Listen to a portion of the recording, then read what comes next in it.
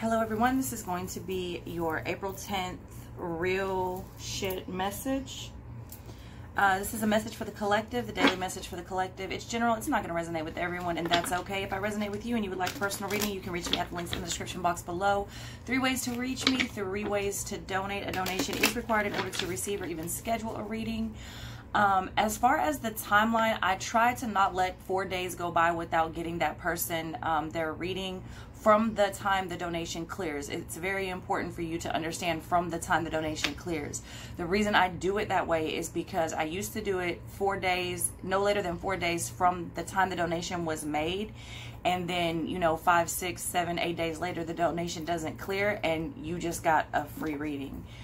So that's why we wait now until it clears, not from the time it's made, but from the time it clears.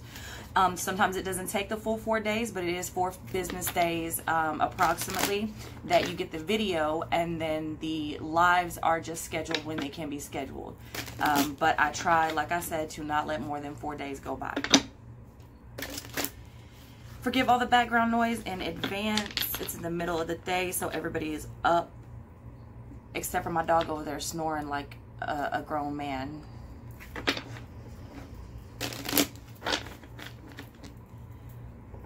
April 10th. April 10th. I'm hyper, but I'm just tired. I feel like I'm delirious.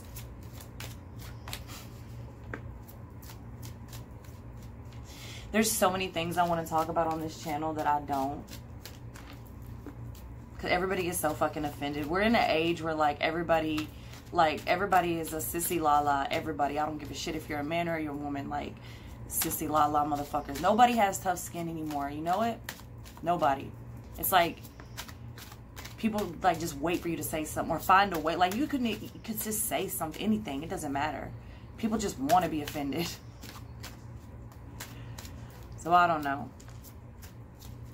I feel like I have a lot more to offer than just tarot, though.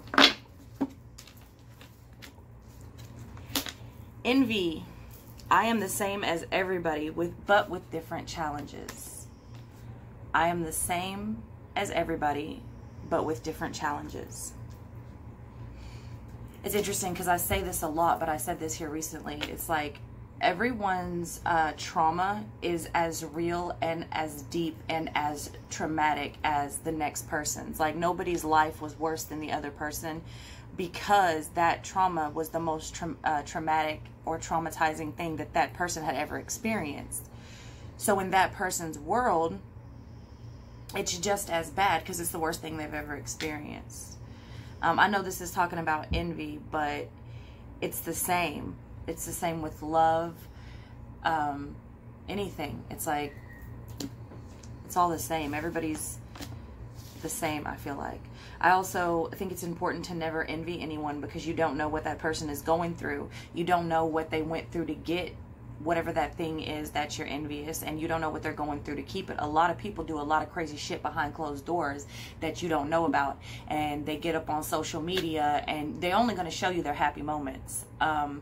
So a lot of y'all will, and I say y'all as in the general people, not necessarily the people that are watching this video, but a lot of people will be envious of relationships. Is probably the #1 thing that I feel like people are envious of someone's wife or girlfriend or someone's husband or boyfriend.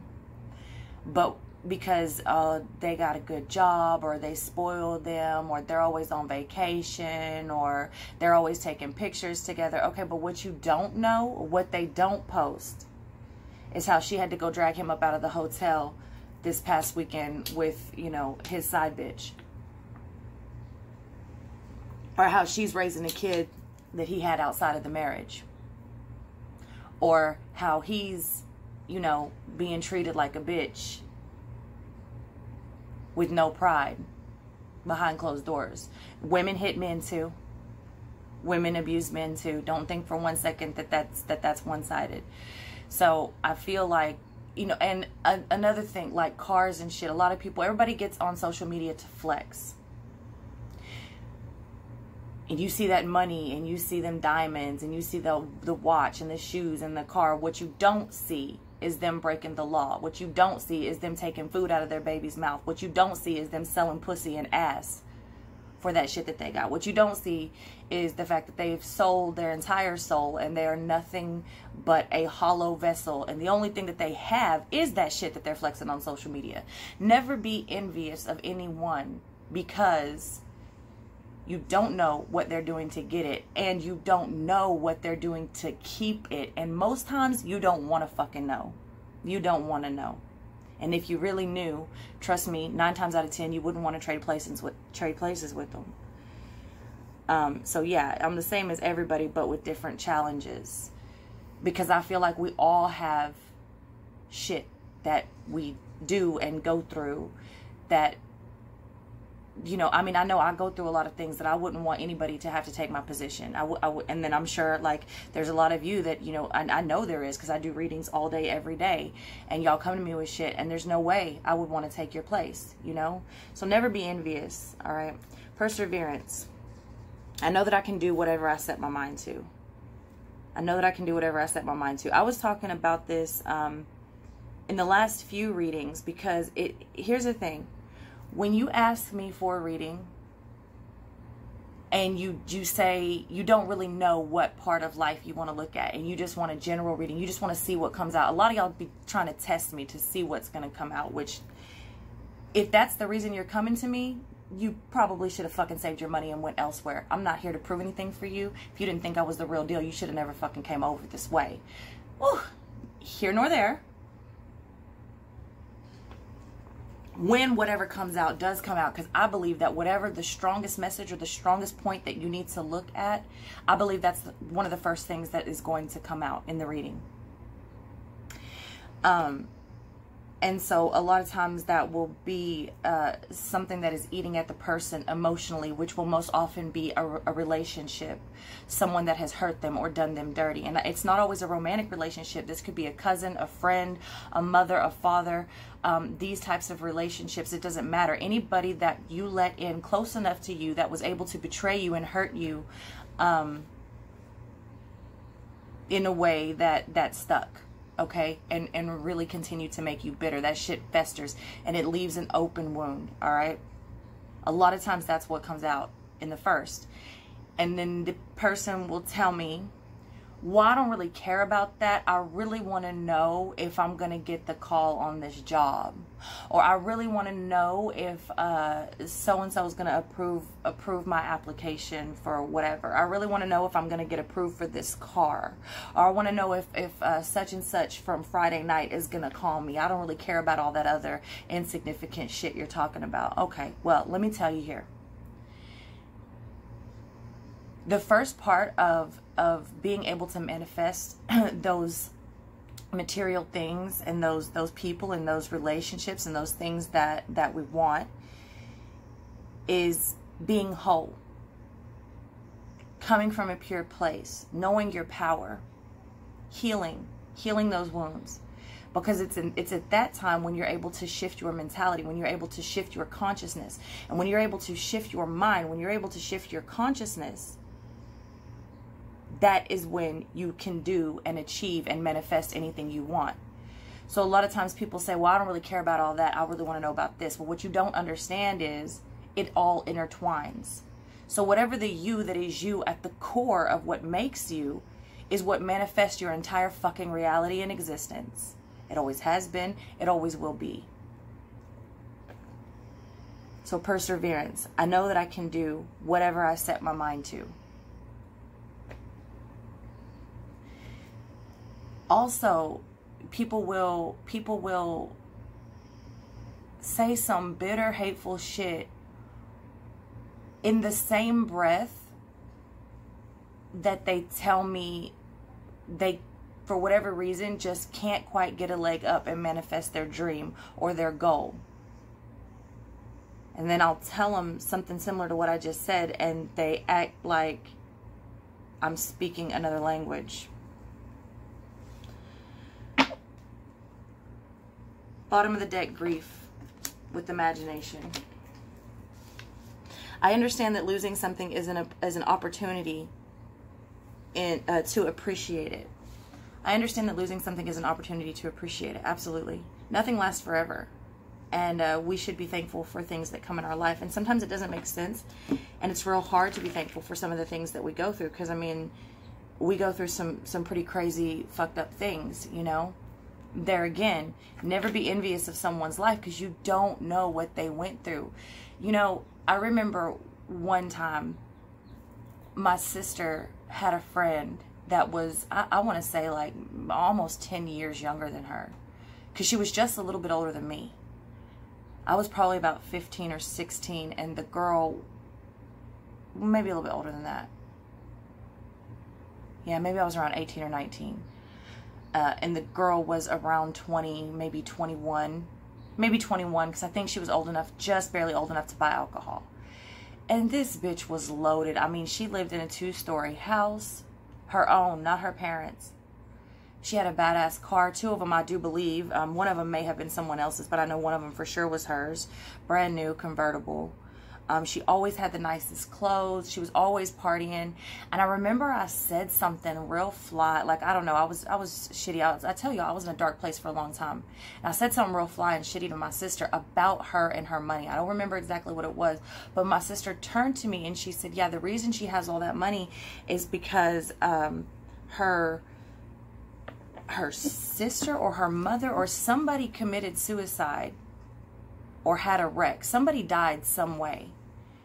And then the other parent turned around and hung themselves. So it was all insurance money, and the girl had no family.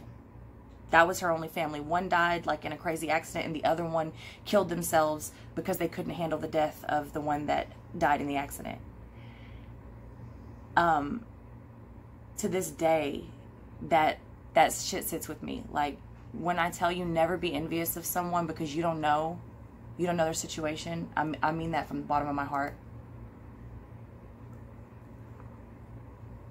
And it's when you lose these things that you understand truly life. You know, maybe that's why she was always partying. Maybe that's why she was always trying to spend money on her friends and do the finer things, because, you know, she had been impacted very young. That happened when she was 17. And losing everything, right? So you barely have a chance to appreciate the people, and then boom, they're gone. So, yeah, oftentimes we have trouble understanding why things happen, but I think it's important to take a moment to at least try to understand the parts that we're able to take from that, learn from that, and appreciate that, and how that may help us grow, how that grief gets us to the next phase in life, okay? Imagination. I embrace and nourish the creative aspects of my mind. I embrace and nourish the creative aspects of my mind. I feel like that goes right along with this perseverance. I feel like envy and grief go together here really well, and this perseverance and imagination go together really well, because I know I can do whatever I set my mind to, and I embrace and nourish the creative aspects of my mind. Someone asked me the other day, because we were talking about things only existing, like, it at this point it's only a discussion, right? This has never truly happened, but it exists only in our mind. But if it exists in the mind, then it exists on some level, right? Well, absolutely. So to embrace and nourish the creative aspect of the mind is right there with believing you can do whatever you set your mind to. And that's like the first part of manifesting, or one of the first parts of manifesting. I also was talking to someone 2 nights ago about the child's mind. And the reason that the child is able to manifest, especially the more powerful children, you know, the one that have more developed and advanced gifts, it's very easy for them to manifest, good and bad, because their imagination is still so vivid and they still believe like a child. So take it for what you will.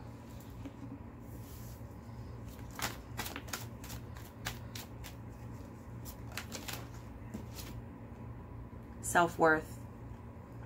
Self-worth, number 32. 5. Losses, changes, responsibility, confrontation. I think it's time to start confronting ourselves with the truth. There's a lot going on right now with truths of others being presented in front of us. People's true colors. We're seeing people in a way that we've never really seen them before, and it's not necessarily a bad thing. We're just getting to know one another, I feel like, on a much deeper level, because so much is surfacing within all of us that it's hard to hide at this point. And so there's a lot of that going on outside of us, but I feel like this is also a time that we're doing this with ourselves as well. Being honest with ourselves about maybe things that we have been putting up with that we shouldn't. Do we really value ourselves? Do we believe that we're worth it?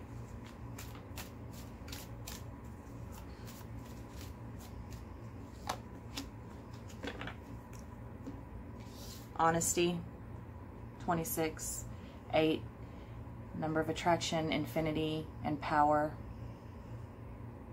Honesty. Like I said, I feel like it's time to be honest with ourselves. Being honest with ourselves about what we're seeing in other people and what we're seeing in ourselves. You know, it's like, am I being a good spouse?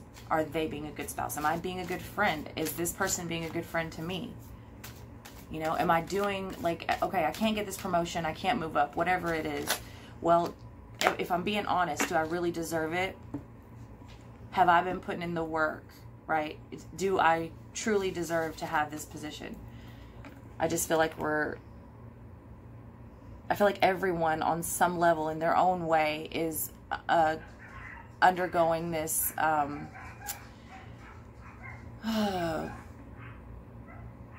reassessment, right? It's almost like we're putting our own life under a microscope, running ourselves and our own life through a fine-tooth comb, maybe, right? Oath. Oath. There's a couple of ways I'm taking this, because I do believe that we are in a time where we are starting to see these truths, both with other people and with ourselves, in order to help us release contracts and karmic bonds and cycles and things. So I feel like if we've had oaths in past lives, if we've had oaths to people, if we've had contracts, soul contracts, we either need to keep them and do what we set out to do, and or maybe even both, release them when the time comes, right? A lot of people, depending on whether or not you believe in past lives or how you believe, but a lot of times we can get hung up in the current life, if you so believe that, if you believe in such a thing, on oaths that we took, and sometimes we're even tricked to take in past lives. But also, are you honoring the oaths that you've taken here in this current life? If you took on a responsibility and you said, I can and I will do blah, blah, blah, are you honoring that? Your word and your name is all you have, and your name ain't worth a shit if you don't keep your word. I'm just saying.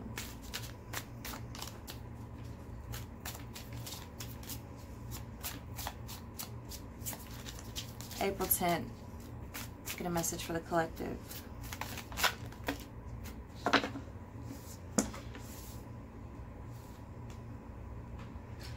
The Lovers.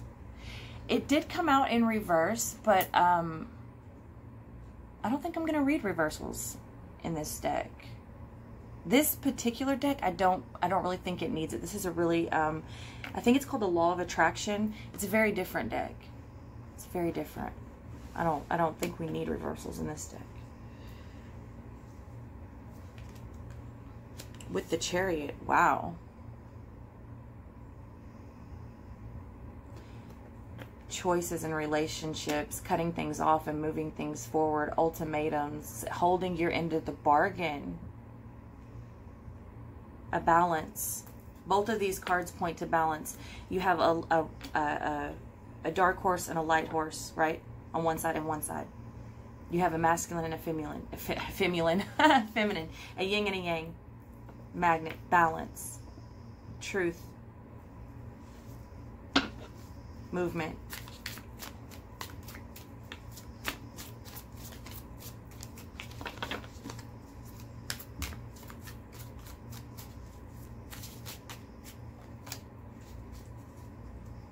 With the Ten of Cups, this is how we fulfill ourselves. This is how we achieve. The Ten of Cups, I believe, was the first card out in the love reading as well, which was all about sort of taking responsibility and well, it was about somebody not being worth the shit in bed, but it was also about finding happiness within self.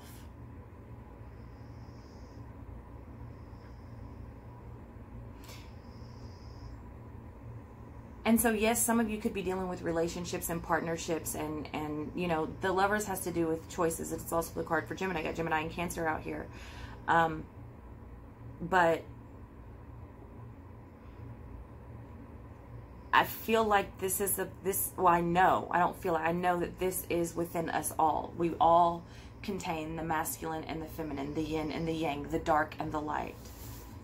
And in order to move forward, in our spirituality, or fuck spirituality for a minute, like just having everyday peace, just not having to have these internal conflicts and battles within yourself, which is, I think, really important in order to not have conflicts and battles with other people. Because if you're not centered and you're not balanced, someone else's actions, reactions, words, and thoughts and so forth can really tip and tilt and rock you much easier than when you are centered. So this is how we're able to move forward in all aspects of our lives and sort of obtain and maintain this emotional content feeling.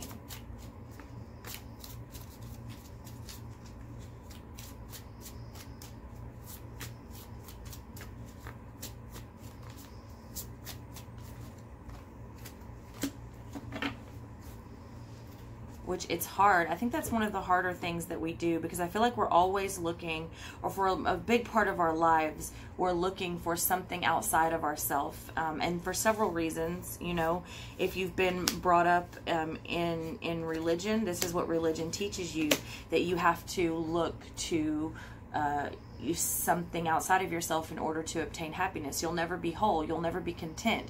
You'll never be saved. You'll never be this. You'll never be that. You have to accept this person or this Lord and Savior or this God, or bow to this statue, or pray on this day, or not eat this thing, or whatever it is. So if you're brought up like that, out the gate, you're told there's only something that's outside of you that's going to make you whole, right?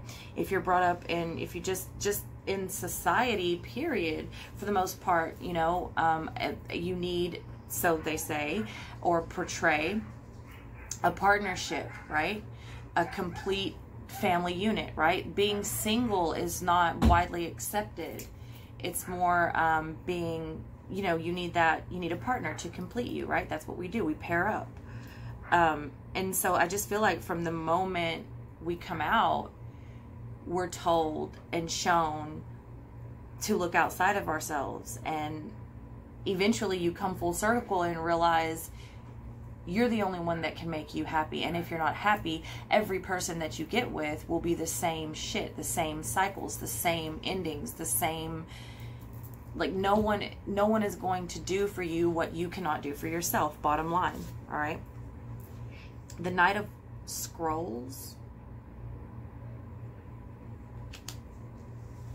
I think that's related to the Knight of Wands. And we're also getting the, I believe that would be the Page and the King. It could be the Queen and the King. But they all come out back to back.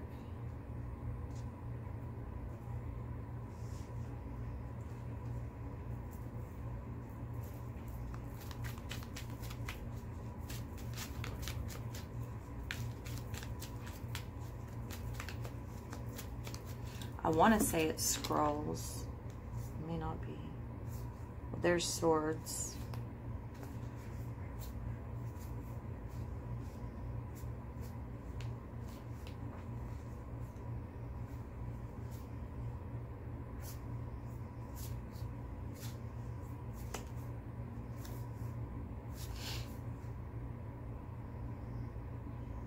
Yeah, it's got to be Wands.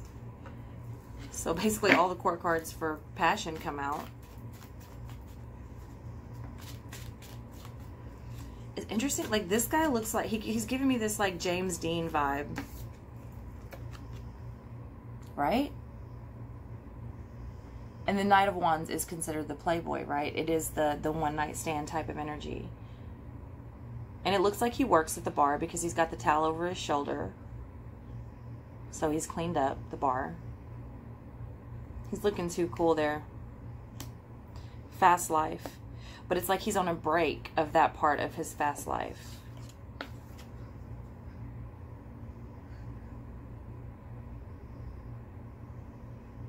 Whereas this man, everyone's turning their head to look at him like he's the odd man out, or there's something unique about him. And he does seem to be in a, I don't know what that's called. Is it a tunic? I don't know what he's wearing, what that's called, but it's some, I feel like it's some form of a religious or cultural thing.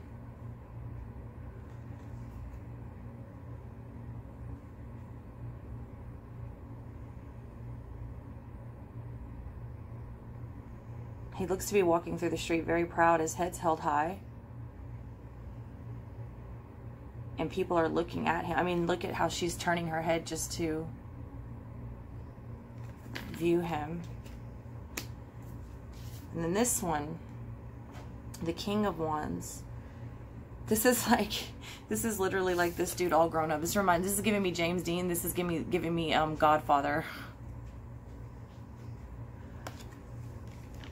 Sipping on his scotch on the rocks there. Oh, I guess it's coffee. There's steam coming up from it, but it reminded me of Scotch on the Rocks. With this light, almost like interrogation. Like, what is he waiting for? Who's he waiting to walk through the door?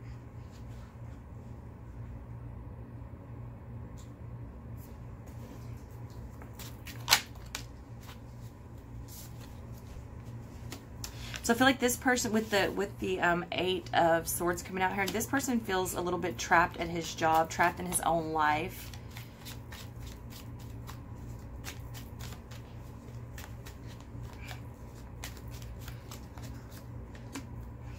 Whereas in this kind of, yeah, I mean, the World's coming out to clarify this one, where this person seems much more elevated on a spiritual path with that white sort of, I don't know what that's called. If you know, comment. But that white outfit on, walking through the streets, like he's much more dignified is what I want to say, but I don't believe that's the first word that came to mind. But just more seasoned, more cultured, more proud, more relaxed. He's not in the everyday hustle and bustle. You can see that he's clearly set apart from the world. Even though he is in the world, he is walking down the street. He's clearly set apart from these people. And it's not something they either see every day or something, because they're making an effort to turn towards him and look. And he may be traveling. He may not be from there with the World card. And then the Empress coming in to clarify this King of Wands. This looks like the journey. Like, this looks like an extension of this, right? Getting the balance of your everyday hustle and bustle.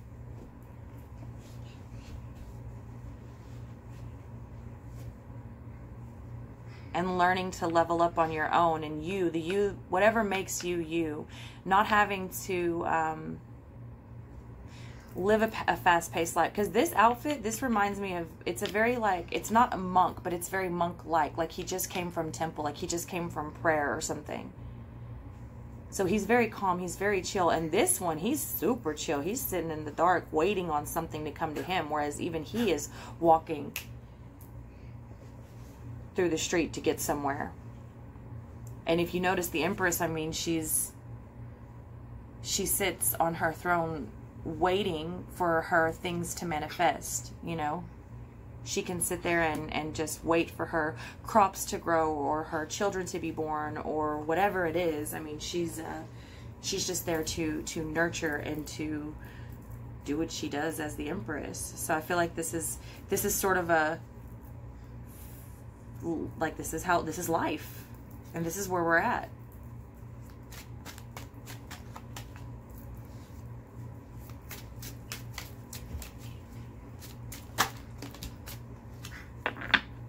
We're leveling up.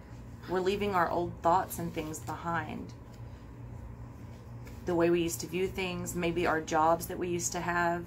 Again, it's that being honest with ourselves, you know. A lot of the times we work extra hard and we take away from ourselves because, not necessarily because we're envious, but in a way, I mean, we're consumers, right? So we see something, we see commercials, we see the shoes that someone wears, the car that someone drives, the purse that someone has, the suit that someone's wearing, whatever it is, and it's like, oh, I want that, I need that. Well, in order to get that, you've got to have the money to do it. And most of us live from check to check to some degree, and in order to get the money that, you know, that's outside of the budget, you need to work more hours. And that's where this guy's at, and I feel like we're starting to free ourselves of that, or sort of change it in a way that works for us versus us working for it, and become more on our own and more stop.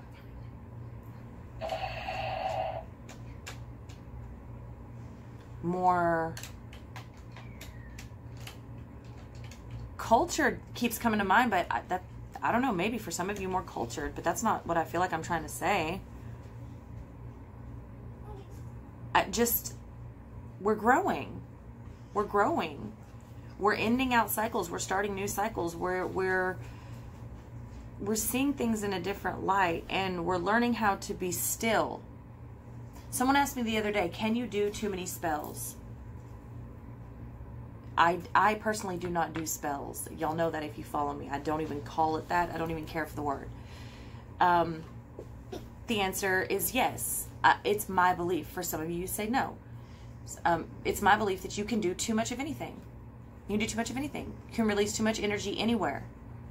And I feel like it's important to be still and sit and wait for the things that you have done to take hold and to come back to you in anything that you do. And this is kind of what this looks like for me.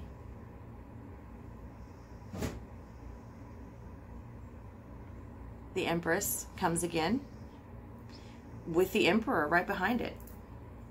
Y'all see me shuffling these cards. You see, like, we're not pulling like this, you know, so it's not like they're back to back like this. Empress and the Emperor coming together underneath the Lover's card.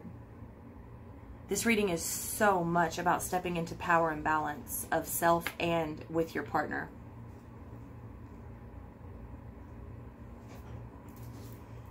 And your friends and anyone else that you choose to have in your life.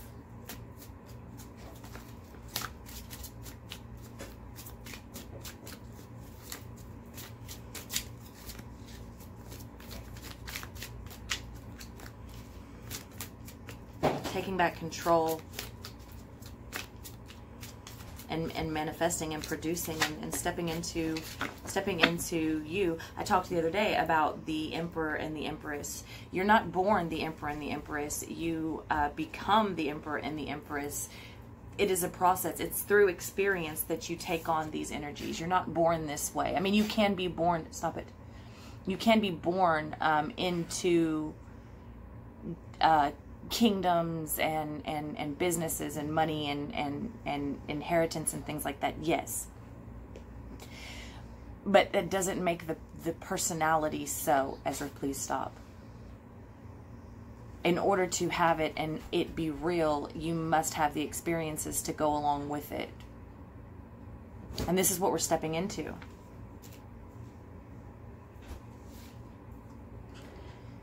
Then we get the Eight of Swords and the Ace of Wands. It's how interesting, like the Eight of Swords came out as a clarifier, the Empress came out as a clarifier, then they came out in the deck as well, in the deck that were I can't even speak. the deck that we're reading from for the actual reading. So again, it's like we're stepping out of these old belief systems and these old patterns. Like, no more rainy days. Like, I'm tired of having a fucking dark cloud around me everywhere I go. I'm ready to step out of this. I'm ready to start manifesting greatness, and I'm ready to take that leap, and I'm ready to start something new, and I'm ready to receive. I'm ready to receive all of the things that I have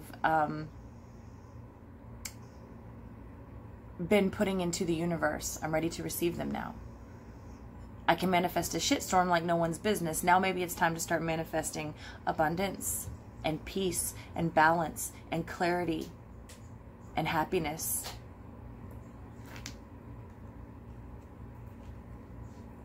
It's time to come out of the storm.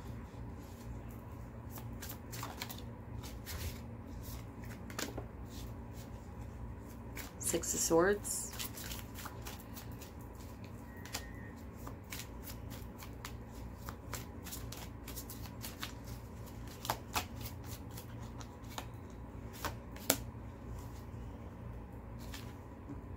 Two sixes back to back. I believe 66 has been coming out like that. 66 and 22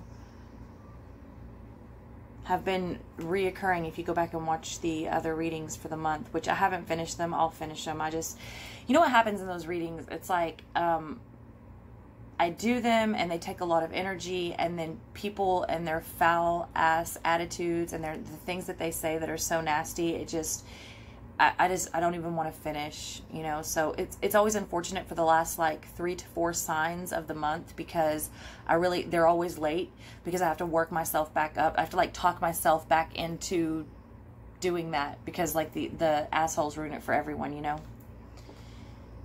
So the Six of Swords, it's like, and the Six of Pentacles is so interesting. Like, I don't know what he's doing here on this cigarette, all right? But it looks like, I mean, obviously it looks like he's writing it, but is he trying to hold on to it? Or is he trying to bring it down? Or, you know, what, or is he writing it? I don't know. But a cigarette, I wouldn't say is a necessarily, I wouldn't look at that as a positive thing, right? I mean, it's nicotine. We know it's bad for us. It's addiction. It is also like, people do it for leisure, right? It's something that people do in leisure time. It's an indulgence, right? But it's so huge there. It's like it's taken over, and it's taking everything he has to hold on to it. Right back pointing to, yes, you can have too much of anything. Anything that starts to control you in your life is an addiction. I don't care what it is. You know, you're working on cars, sex, candy, work, period.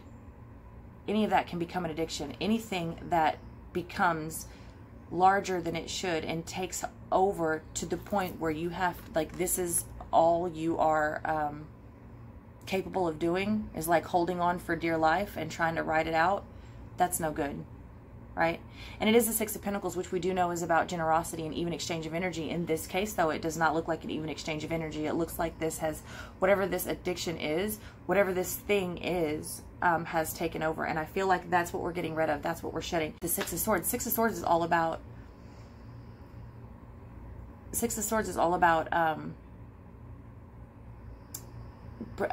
bringing, or letting go, letting go of things, right? In order to make room to bring in new things. So this person that they're waiting for has got to have faith and trust to jump off of that building. They have to have faith that they're going to live, that they're going to make it. So this is very, very interesting. Especially because a lot of people that try to put down cigarettes or any addiction, the first thought you have when you think of putting down anything, I don't give a shit if it's Dr. Pepper. I say that because I got a problem with Dr. Pepper. And I will go years without having a Dr. Pepper, and then one day I'll crave one and I'll pick a Dr. Pepper up, and it's a struggle. It's a struggle to put down the damn Dr. Pepper. They put crack in that shit. Y'all don't believe me, but I'm telling you, they put crack in it. So your first initial thought when you go to set something down is, I can't do it, or I can't do it right now. The first thought you have is, I can't, or I can't right now, or I will tomorrow. And so I just feel like that's something here. Like, first you have to believe that you can. First you have to have faith that you're going to make it, that when you jump, you're going to make it. Two of Wands. How interesting. With the Seven of Swords. The Nine of Pentacles. Nine of Wands. Wow. So the overall energy here, how interesting.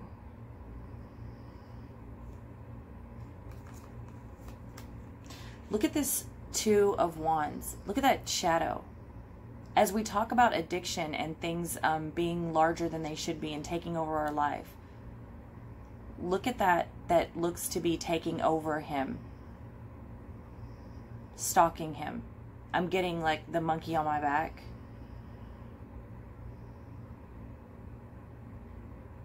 Realizing that you have control of your shadow and your shadow self. And the more you try to resist it and ignore it and run from it, especially with the way this lighting comes. See, if he continues to run and walk forward, that shadow gets bigger. But if he walks backwards, that shadow gets smaller until he backs up to that wall and he's one with that shadow. This is what I'm saying about accepting your dark side, accepting your shadow self, not being swayed too far to the light or too far to the dark. Understanding that the key is balance, somewhere in the middle.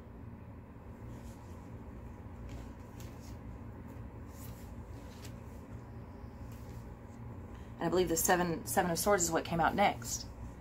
Not allowing ourselves to be deceived and not deceiving ourselves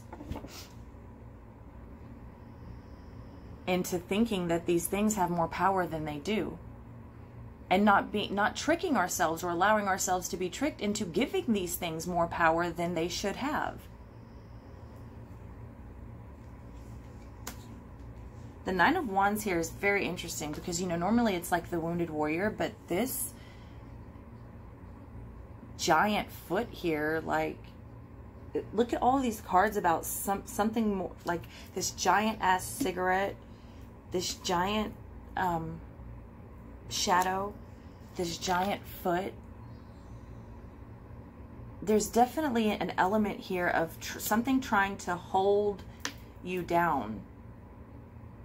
But on the other side of that, it's like, as big as you look, you only look that big because I am seeing it that way. The moment I shift my consciousness, the moment I believe that you are smaller than this, or the same size as me, or maybe even non-existent,